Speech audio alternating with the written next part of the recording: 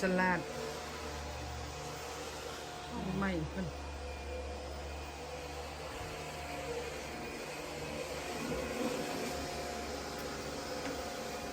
ลองเลยเนาะ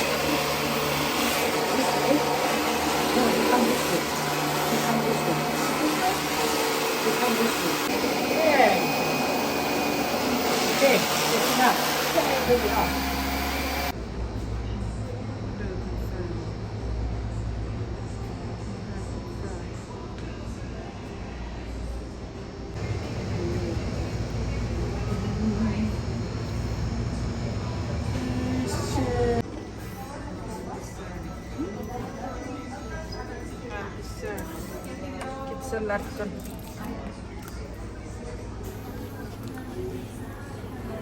พิซซ่านี่ก็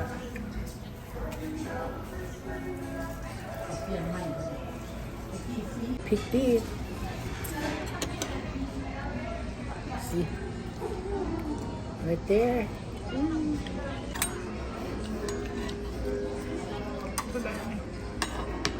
สปริน ก็ได้อันนี้ บฮูราคายังวิ่งฮ้อนก็ค่อยๆกินเลยลูก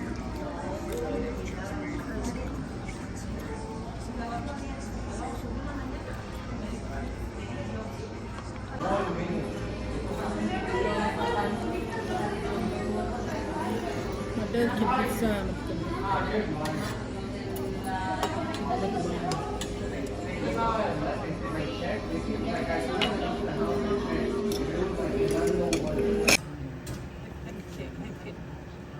Drop. ไทยสอง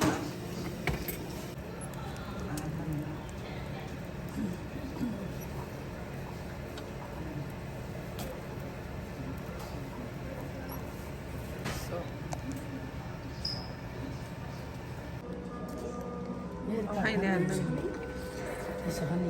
ยอมใส่ถ้วยนะเนี่ยเขามีเด็กฟัดไข่ เจียวไข่กับชีส ไข่อันนี้มาตุนอ่อนไหมถึงหรือเปล่านี่ได้ซอสเซส ไข่ซอสเซ็ตก็เอา พอกซอสเซสอันนี้ไข่ทรงเครื่อง vegetable ยังกินบ่เบิด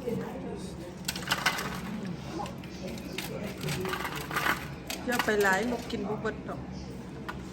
กูบ่บักกล้วยให้พ่อกินกาแฟ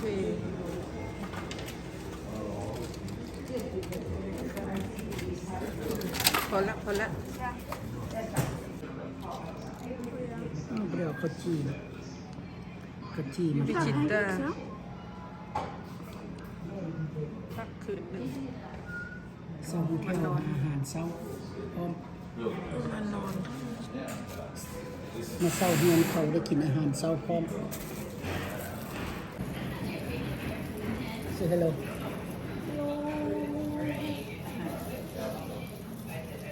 บ่มีเวียกมาเลาะลิ้น กิน